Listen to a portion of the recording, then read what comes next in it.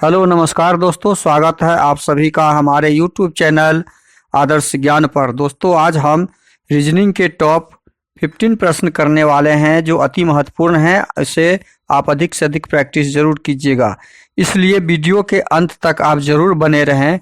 Video अच्छा लगे तो लाइक कर दीजिएगा, चैनल पे नए आए हैं तो सब्सक्राइब कर लीजिए कृपया करके, और साथ में बेल आइकन को ऑल सेट पे जरूर डाल दीजिए और दोस्तों को अधिक से अधिक शेयर जरूर कर दीजिए। अब आते हैं हम सीधा क्वेश्चन नंबर 1 पर। क्वेश्चन नंबर 1 आपके सामने है।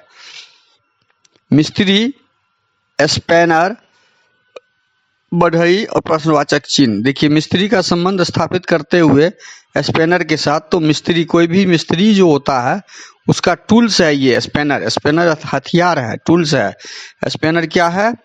टूल्स है। उसी प्रकार जब स्पैनर टूल्स हुआ तो बढ़ई का टूल्स क्या होगा? बढ़ई का टूल्स लकड़ी नहीं होता है, बढ़ई का टूल्स पेड़ नहीं होता है, बढ़ई का टूल्स फर्नीचर नहीं होता है, बढ़ई का टूल्स आरी होता है। तो इस प्रश्न को संबंध मिस्त्री और स्पैनर के साथ स्थापित करते हुए बढ़ई का आरी के साथ हमारा संबंध निकल रहा है, इसलिए इस प्रश्न का सही आंसर ऑप्शन 4 आरी होगा। अगला प्रश्न है क्वेश्चन नंबर 2। श्रृंखला को पूरा करो। श्रृंखला में पूरा करते हुए प्रश्नवाचक चिन्ह के स्थान पे क्या आएगा वो ज्ञात करना है। अब देखिए 321 और 301, 181, ये क्या किया यहाँ पे? 321, 301 प्रश्नवाचक चिन्ह 181 और 21, इसमें क्या हुआ है? 321 को 301 में लगा कन्वर्ट किया है। तो क्या किया यहाँ पे? 321 से 301 आने के लिए कितना का माइनस हुआ है? इसके साथ माइनस 20 का,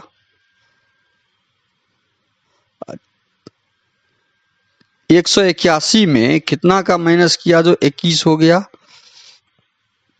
181 में कितना का माइनस किया है? तो 160, कितना का माइनस 160। अब देखते हैं यहाँ पे कि ये 20 है, ये 160 है, मतलब इससे बड़ा है, मल्टीपल है। तो मल्टीपल है, गुणज में है, 20 के गुणज में है, तो हम 20 का गुणज लगा के देखते हैं कि इसके बीच 301 और प्रश्नवाचक चिन्ह के स्थान पे क्या आएगा।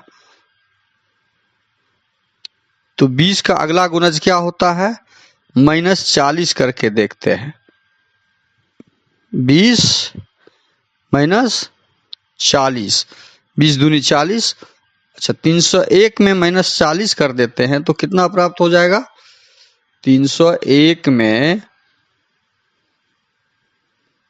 -40 करेंगे तो कितना आ जाएगा? 1 10 में 4 गया 6, कितना आ गया? 261। प्रश्नवाचक चिन्ह के स्थान पे क्या आ जाएगा? 261। अब क्या 261 में यहाँ पे 261 यदि डालते हैं तब 60 से करते हैं 261, और तब इसमें हम 40 दूनी 80 घटा के देखते हैं क्या मेरा 181 आ रहा है? 40 दूनी 80, 261 में 80 जब घटाएंगे तो 181 आएगा। 1 16 में से 8 गया 8, 181 आ गया। इसका मतलब है यहाँ पे पैटर्न हमारा लगा हुआ है -20 का, -40 का, 20 दूनी 40, 40 दूनी 80, 80 दूनी 160। ये पैटर्न हमने ढूंढ लिया, तो हमारा प्रश्नवाचक चिन्ह के स्थान पे 261 आएगा, जो ऑप्शन 4 में है। अगला प्रश्न है क्वेश्चन नंबर 3। कौन सी उत्तर आकृति प्रश्न आकृति के प्रतिरूप को पूरा करती है? देखिए, इस आकृति को पूरा करने के लिए इस आकृति में से पहले यहाँ पे देखिए क्या बनेगा।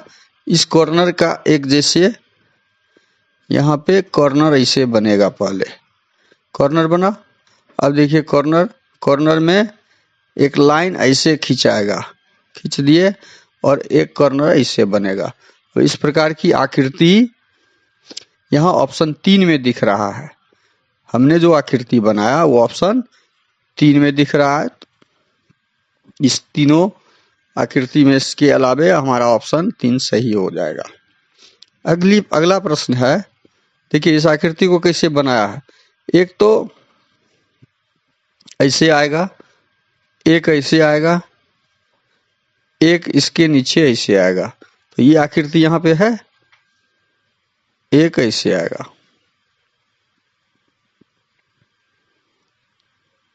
यही आकृति तो यहाँ पे है। अगला प्रश्न है क्वेश्चन नंबर 4। अंक 3 के विपरीत फलक पर कौन सा अंक होगा। देखिए पासा हमेशा 2 प्रकार के होते हैं। एक होता है मानक पासा, जिसके आमने सामने के फलक के योग 7 नहीं होते हैं, और एक होता है सामान्य पासा, जिसके आमने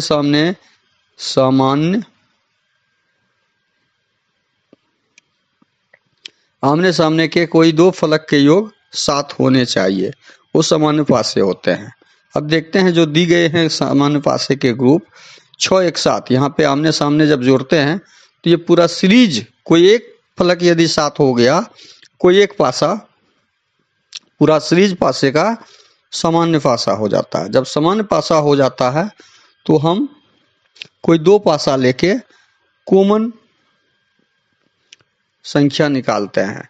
कोई 2 पासा ले लीजिए जिसमें कॉमन हो, जैसे हम ये 5 वाला ही ले लेते हैं। यहाँ कॉमन है 5 और 5, सेकेंड में 5, थर्ड में भी 5 कॉमन का हम ले लिए। अब क्लॉकवाइज हम चलेंगे, सेकेंड का क्लॉकवाइज चलते हैं। इस 5 का क्लॉकवाइज 4 4, और फिर इस 4 का 2 के तरफ, 4 का 2 के तरफ। अब इस क्लॉकवाइज चलेंगे, 5 का 3, 5 का 3, 3 का 1 के तरफ। और हमें प्रश्न में क्या पूछा गया है, 3 के विपरीत। प्रश्न में क्या पूछा गया, 3 के विपरीत।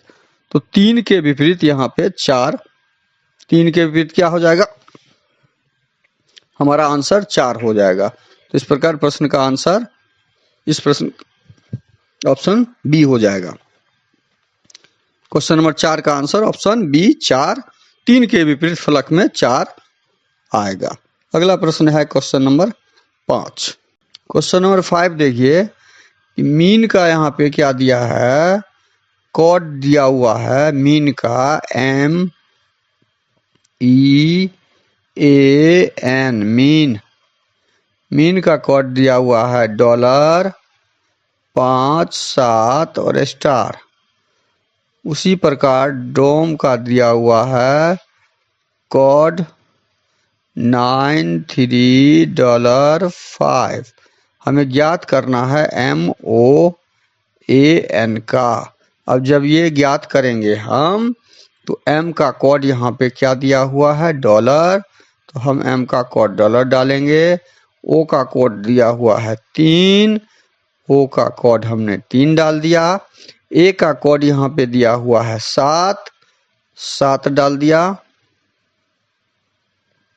N का कोड स्टार दिया हुआ है, तो N का कोड हमने स्टार डाल दिया। तो हमारा आंसर ये आ गया। तो इस प्रकार $, 3, 7 स्टार वाला ऑप्शन सी सही आंसर हो जाएगा क्वेश्चन नंबर 5 का। क्वेश्चन नंबर 5 का ऑप्शन सी सही आंसर हो जाएगा। अगला प्रश्न है क्वेश्चन नंबर 6। अगला प्रश्न है क्वेश्चन नंबर 6, 248।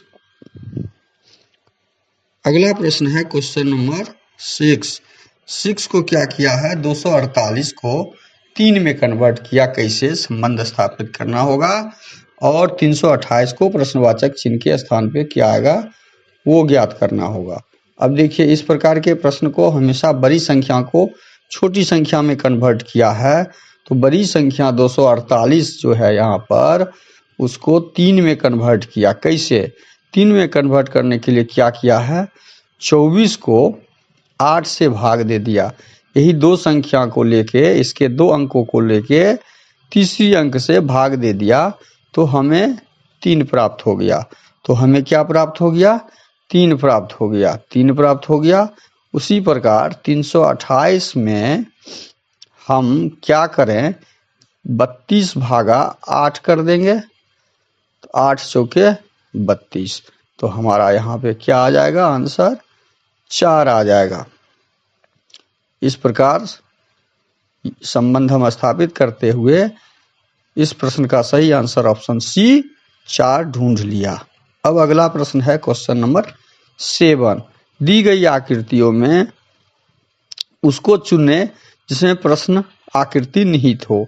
ये आकृति किसमें निहित है, ये 4 नंबर में ये आकृति कहीं दिख नहीं रहा है।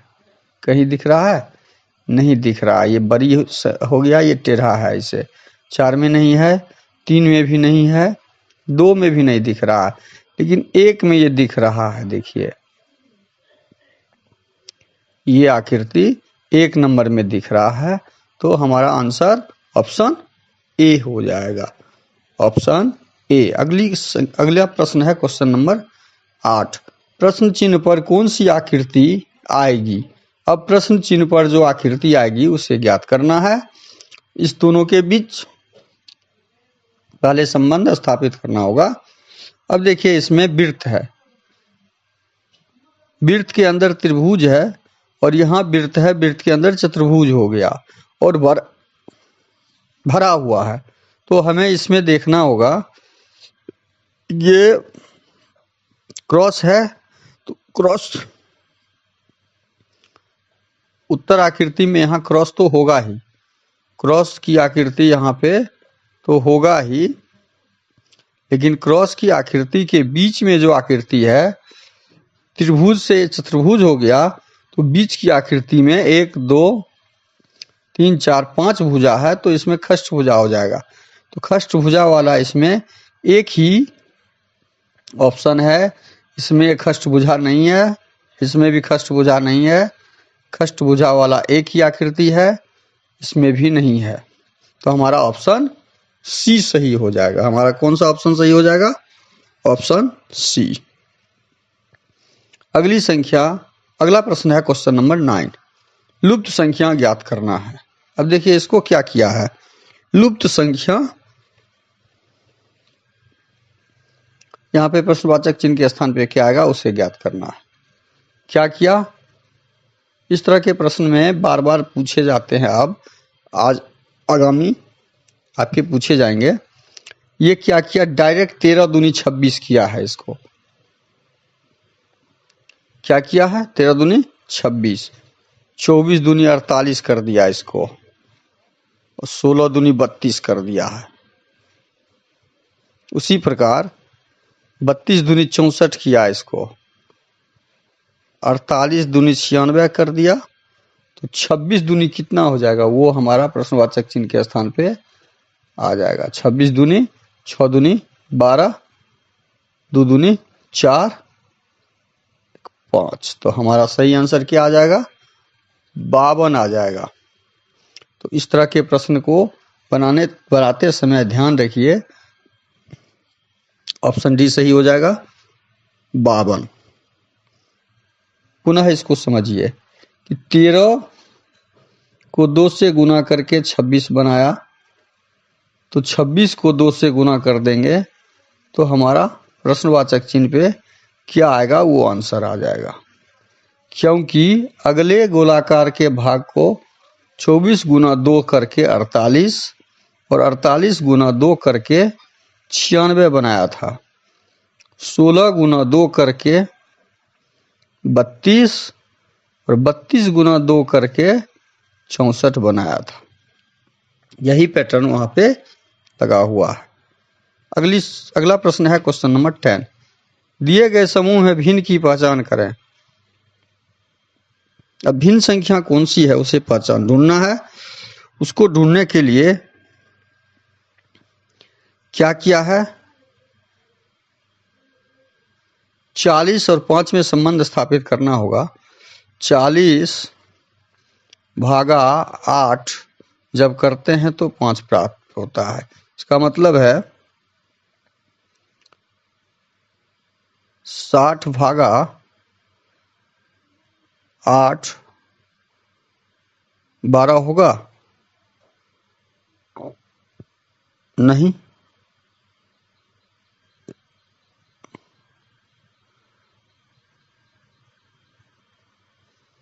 नहीं होगा।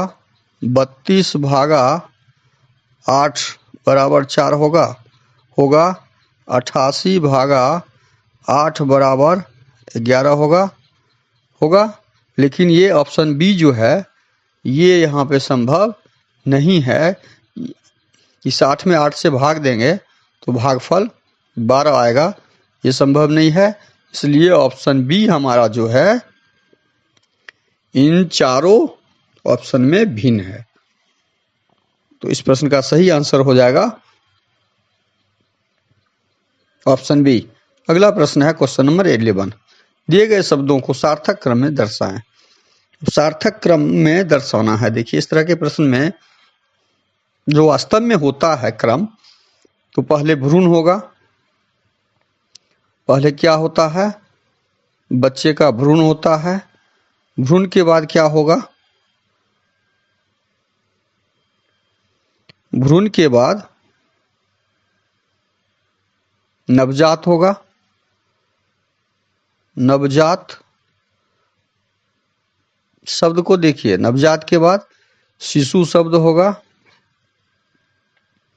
और शिशु के बाद बालक शब्द का प्रयोग किया जाएगा। तो अब 4 नंबर पहले, 4 1 नंबर, शिशु 3 नंबर और बालक 2 नंबर। तो 4 1 3 2, 4 1 3 2 ऑप्शन 2 में दिया हुआ है। तो हमारा इस प्रश्न का सही आंसर ऑप्शन 2 हो जाएगा। अगला प्रश्न है क्वेश्चन नंबर 12। यदि भाग का अर्थ गुना है, घटाव का अर्थ जोड़ है, गुना का अर्थ घटाव है, जोड़ का अर्थ भाग है, तो 20 जोड़ 4 गुने 6 घटे 5 भागा 7 का आंसर ढूंढना है। अब प्लस का अर्थ क्या दिया हुआ है वो देखिए। 20 प्लस की हर जगह पे हमें किसमें कन्वर्ट करना है? प्लस के जगह पे 4 6 5 7। अब हम पहले देखिए कन्वर्ट किसको किसको कर रहे हैं। प्लस को कन्वर्ट करना है तो प्लस के जगह पे प्लस का अर्थ है भाग। प्लस के जगह पे क्या रखेंगे? भाग। गुना का अर्थ है, गुना का अर्थ है घटाव। गुना के जगह पे क्या रखेंगे? घटाव। घटाव का अर्थ क्या दिया हुआ है? घटाव का अर्थ दिया है जोड़। घटाव की जगह जोड़ और भाग का अर्थ गुना। हमने डाल दिया। अब इसको सॉल्व कीजिए। 20 में से 20 भागा 4, 5 घटे 6 जोड़ 35 और 35 5 40 में से 6 गया तो 34। हमारा आंसर क्या आ रहा है? 34, जो ऑप्शन 3 में दिया हुआ है। तो अगला प्रश्न है क्वेश्चन नंबर 13। वक्तव्य को पढ़िए। स्टेटमेंट देखिए क्या है। उद्योग प्राकृतिक संसाधनों को नष्ट करते हैं। उद्योग क्या करते हैं? प्राकृतिक संसाधनों को नष्ट करते हैं। ये सर्वमान्य सत्य जो स्टेटमेंट आपका प्रश्न में दिया होगा वही होगा। उसी पे आधारित आपका निष्कर्ष और आंसर ढूंढना होता है। जो सेंटेंस में दिया हुआ हो उसी सेंटेंस को पूर्ण सत्य मानते हुए अब निष्कर्ष में आना है। निष्कर्ष में दिया है सभी प्राकृतिक संसाधन उद्योग द्वारा नष्ट किए जाते हैं। हमें स्टेटमेंट में दिया उद्योग प्राकृतिक संसाधनों को नष्ट करते हैं। उद्योग क्या करते हैं? प्राकृतिक संसाधनों को नष्ट करते हैं। लेकिन निष्कर्ष हमें देखना है सभी प्राकृतिक संसाधन उद्योग द्वारा नष्ट किए जाते हैं। ये गलत है। इसमें इस स्टेटमेंट में ऐसा कुछ भी कहा नहीं गया है। दूसरा निष्कर्ष हम पढ़ते हैं उद्योग नहीं तो पर्यावरण प्रदूषण नहीं, ये भी गलत है। इस स्टेटमेंट में ऐसा कोई निष्कर्ष दोनों दिया हुआ सेंटेंस नहीं है। तो हमारा आंसर हो जाएगा ऑप्शन 3। ना तो निष्कर्ष 1 निकलता है इस वक्तव्य से, ना ही निष्कर्ष 2 निकलता है। तो अब हम आते हैं क्वेश्चन नंबर 14 पर। किसी पैनल में 5 सदस्य एक गोले के तरफ मुंह करके बैठा, देखिए गोला है, गोले के तरफ बैठा हुआ है, इसे 2 3 4 5 बैठा हुआ है। ए बी और ई के मध्य में बैठा हुआ है। डी ई के दाएं ओर, पहले डी ई के दाएं तरफ का हम देखते हैं कि डी ई के डी, मान लीजिए डी यहाँ बैठा हुआ है, तो डी का दायां ई के दाएं तरफ बैठा हुआ, तो ई यहाँ पे है, ई के दायां डी बैठ गया। अब हम क्या करेंगे, डी ई वाला क्लियर हो गया। ए बी और ई के मध्य बैठा हुआ है। ए कहाँ पर बैठा हुआ है, बी और ई यहाँ पर है, तो ए यहाँ बैठेगा और बी यहाँ बैठेगा। बी और ई के मध्य बैठ गया ए, जिसके की बाएं सी है, जिसके सी बाएं है, तो इस बी का बायां सी यहाँ हो जाएगा। अब सब आदमी बैठ गया यहाँ पे, तो बी का स्थान ज्ञात कीजिए। बी का स्थान ए और ई के बाएं में है, ए और ई के बाएं में है। बी कहाँ बैठा हुआ है, ए और ई के लेफ्ट में बैठा हुआ है यहाँ पे। तो हमारा इस प्रश्न का सही आंसर ऑप्शन ए हो जाएगा। ए और ई के बाएं में बी बैठा हुआ है। अगला प्रश्न है क्वेश्चन नंबर 15। राना 10 किलोमीटर उत्तर की ओर जाता है। इस तरह के प्रश्न के लिए हमेशा ध्यान रखिए, दिशा का ज्ञान होना जरूरी होता है, और उसके लिए कुछ नहीं, ऊपर का भाग उत्तर, नीचे की भाग को दक्षिण बोला जाता है, दाहिना भाग पूरब हो जाता है, और बायां भाग पश्चिम हो जाता है। बस इतना ज्ञात रहना चाहिए।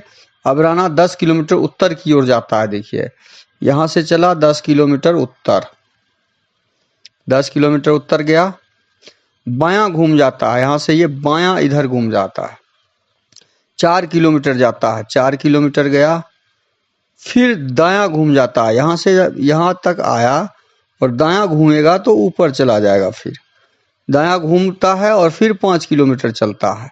5 किलोमीटर चला दायां घूमने के बाद, फिर वह दायां और मुड़ जाता है, फिर यहां से क्या करता है, ये दाईं तरफ मुड़ जाता है, दाईं, वह दाईं और घूमकर 4 किलोमीटर चलता है। 4 किलोमीटर चला दाएं तरफ। अपनी यात्रा शुरू करने के स्थान से वह कितनी दूर है, ये शुरू किया था कहाँ से, ये शुरू किया था यहाँ 0 से, अब ये खड़ा है यहाँ पर, मान लीजिए यहाँ पे खड़ा है, तो 10 किलोमीटर तो ये चला पूरा, ये 10 किलोमीटर। उसके बाद इस बीच में ये कितना किलोमीटर चला, इस बीच में ये 5 किलोमीटर यहाँ चला है, तो 5 किलोमीटर, ये कुल कितनी यात्रा कर लिया इसने, 15 किलोमीटर। तो हमारा आंसर क्या हो जाएगा, 15 किलोमीटर, जो ऑप्शन 3 में दिया हुआ है, हमारा आंसर 15 किलोमीटर निकलेगा। तो इस प्रश्न का सही आंसर ऑप्शन 3 हो जाएगा। अगला प्रश्न है क्वेश्चन नंबर 16। दिए गए समूह में विषम की पहचान करें। अब देखिए विषम की पहचान करना है 16 नंबर क्वेश्चन में, तो इसमें जी ई एफ डी में क्या संबंध है। जी 7 नंबर, 7 से 5 पे आया तो -2, 5 से 6 पे आया तो +1, 6 से 4 पे आया तो -2। अच्छा बी में देखते हैं, क्यू ओ पी एन, इसमें क्या संबंध है, क्यू 17, 17 में से 2 घटाएंगे तो 15, 15 में 1 जोड़ेंगे तो 16, और 16 में 2 घटाएंगे 14। ठीक है, -2 + 1 -2 + 1 पैटर्न हमें मिल चुका है। अब सी का पैटर्न ढूंढते हैं, WU अब हम देखते हैं ऑप्शन नंबर सी का, ये टी है, ये क्या है, टी डाला हुआ है, तो W -2, यहाँ पे +1 हुआ है, 22 में 2 गया तो 20 हो गया, -2। इसमें पैटर्न, तीनों में पैटर्न ये लगा हुआ है, तीनों में ये पैटर्न है। इसका मतलब है ऑप्शन 4 जो है हमारा, ऑप्शन 4 में ये पैटर्न नहीं होगा। तो इस तीनों में, इस चारों में ऑप्शन डी हमारा जो है भिन्न है। इस तरह इस प्रश्न का सही आंसर ऑप्शन डी हो जाएगा। ऑप्शन डी का भी हम ज्ञात कर लेते हैं, उसमें क्या पैटर्न लगा हुआ है, डी का भी निकाल लीजिए। KJIH, K11, 11 में कितना गया, तो 11 में 10 -1 लगा हुआ है, सब जगह पर -2 -2 -2 है, लेकिन यहाँ -1 है। बस यहीं से ये क्लियर हो गया, इसमें ये पैटर्न। वीडियो शुरू से अंत तक जरूर देखिए। वीडियो अच्छा लगे तो लाइक कर दीजिएगा, चैनल पे नए आए हैं तो कृपया करके सब्सक्राइब कर लीजिए, साथ में दोस्तों को अधिक से अधिक शेयर कर दीजिए। थैंक यू, धन्यवाद, जय हिंद, जय भारत।